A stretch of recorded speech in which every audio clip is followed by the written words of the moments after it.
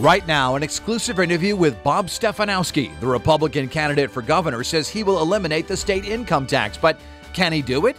We'll ask him to explain how he'll get it done. And why should voters choose him over Ned Lamont or Oz Griebel? We'll ask him that too, along with some of your questions.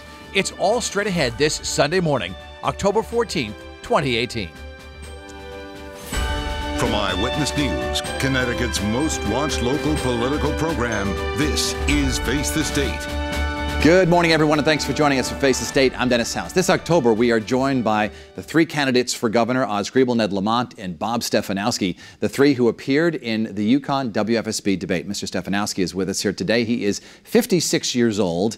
He is a New Haven native, living now in Madison, and he has a business background, including General Electric. And Mr. Stefanowski, we thank you so much for being with us here on the program. Thanks for having me. A full 30 minutes today. Full 30 minutes. Yeah. It's actually, I think, 23.7 after commercials, but we'll take what we can get. All right. I want to ask you, first of all, because the income tax, getting rid of it, has been the cornerstone of your campaign since you started running. And yet everyone I talk to says, you know, I like to hear that, yet I don't know that he can actually get it done. So I'm going to give you the opportunity to explain it in detail, exactly how it gets done, beginning with the timeline. When will it be gone? Well, I appreciate the question. First of all, just to point out, you know, before 1991, Connecticut didn't have an income tax. So it's interesting to me, Dennis, that people say it's impossible to do something that the state's already done. In the 25 years before we had that income tax, Connecticut was the fastest growing state in the entire country. In the 25 years since, we're the only state that hasn't recovered the jobs from the Great Recession. We have a horrible economy, so it shows the power of tax policy. I would say number two, it's an 8-year plan. We've got no tax cuts in the first 2 years. We're going to gradually phase it in as we can afford to do it. But I firmly believe, and we've seen the opposite of this with Dan Malloy, if we lower the tax rate, we're going to get businesses to come back in, we're going to get people to stay here, we're going to get them to have more disposable income. That's going to drive jobs and this economy forward. We've seen the exact opposite from Dan Malloy. Despite two of the largest tax increases in the history of the state, the economy's going down. So it's time for a change. It really is. But people and companies won't move right away to pick up that gap that would come from the income tax. Right. When do you see it gone? What year would it be completely gone? Well, it's over 8 years. As you know, we have a balanced budget requirement in the state. We'll have it tied to revenue triggers. But the other point, Dennis, is we have to start to reduce it.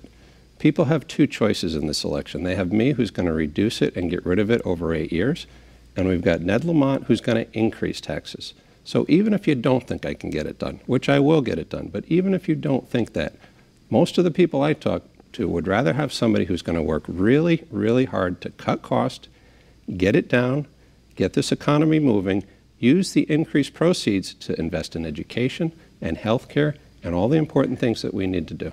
In the last couple of years before the income tax was implemented in 1991, Connecticut was fading a bit, and we had tolls before that in the 80s, but you don't want to bring tolls back to help make up the, to offset the difference. Tolls is a horrible answer. We already have 300 taxes and fees on the state of Connecticut, and the concept that we can put yet one more tax on, which a toll is a tax, that we're suddenly going to get a different answer, it's a flawed philosophy. It really is.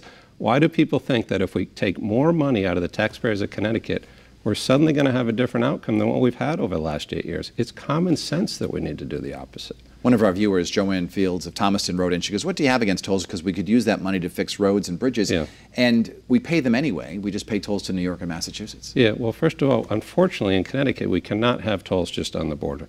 If we do it, they have to be throughout the state.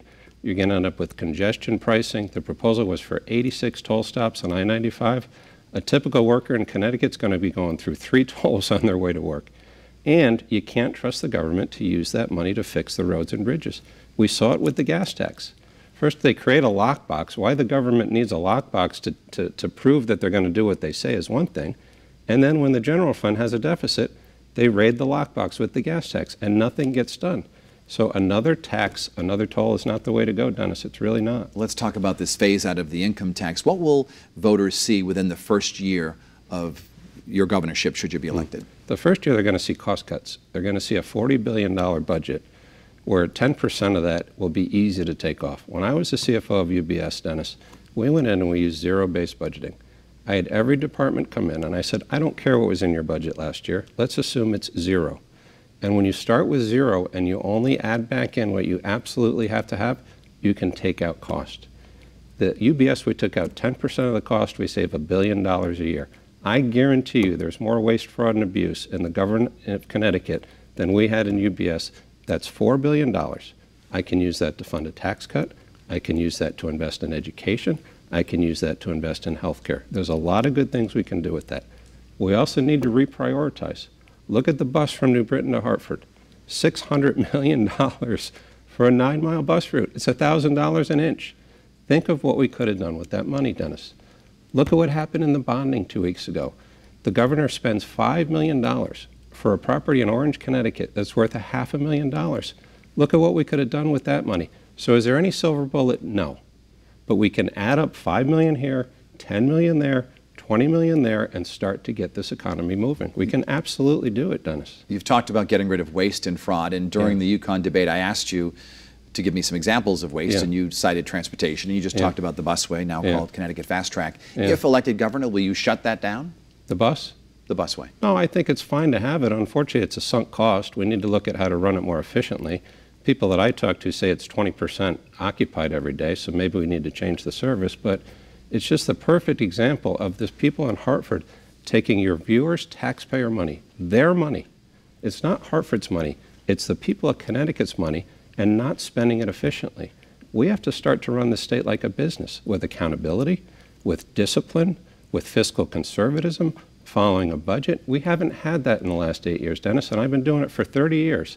And that's why I'm doing as well as I am, because people want to change, they want leadership, and they want accountability. Which other transportation systems do you believe to be wasteful? Metro North is a great example. I've been doing a lot of work with David Stemmerman, former competitor of ours. If we can get that commute time down by 30 minutes, imagine what that would do for housing prices in Fairfield County. Metro North is the perfect example of a monopoly. The service goes down and the price goes up.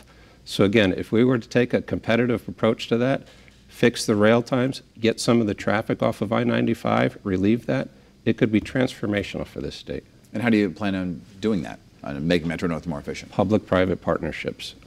Other states have done it. There's a ton of capital out there just waiting to be invested in Connecticut. You can cut a great deal with them if you know what you're doing, and I've been doing it for 30 years.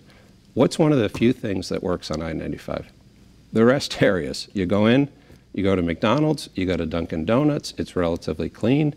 You know why it works so well? Because the private sector runs it. The private sector, 9 times out of 10, is going to be much better at running these things. Look at the Department of Motor Vehicles. You have to take a half day off of work to get your license renewed. The wait lines are out the door. They replaced the computer systems 2 years ago for $25 million, and they still don't work. What does Ned Lamont want to do? He wants to spend another $25 million to try to do it again. How many chances are we going to give that agency? Privatize it, take the employees that are good over to the new entity, apply some fiscal discipline, bring some capital in, and get that moving. We have to start doing things differently, Dennis. You've said in terms of saving money in the budget that you would sit down with the unions and ask them to make more concessions. They don't have to sit down, but absolutely. But you're going to persuade them. And how will you do that, and what will you ask them to do? Well, let me step back on that. I mean, first of all, you've got a lot of hardworking people that have worked for this state for decades, and they have religiously paid into this plan, and now they're counting on it for their retirement. It's a horrible situation we're in. And there's a bunch of governors, including Republican governors, that never funded it. And it's horrible where we are right now. But I'm not doing state employees any good, and I'm not doing the state of Connecticut any good by not facing up to the facts. That plan with debt is $100 billion underfunded. It's $30,000 per person in Connecticut. So we have to try to keep the retirement safe. We have to give them some security, but those checks are going to bounce, Dennis. And by me not having an honest discussion with union employees and the state of Connecticut to figure out something that we can have be sustainable, and that I can put my right hand up and say, I'm going to deliver it to you for the next 4 years, that's what we're going to do. And most of the rank and file employees I talk to, Dennis, they get it. They know they have a problem, and they don't want to hear hollow promises anymore. We're going to take a quick break. More with Republican candidate for Governor Bob Stefanowski after these messages. And if you'd like to watch past interviews of Face the State, including our interview last week with Oz Gribble, you can do so on the Channel 3 app right now or on our YouTube channel.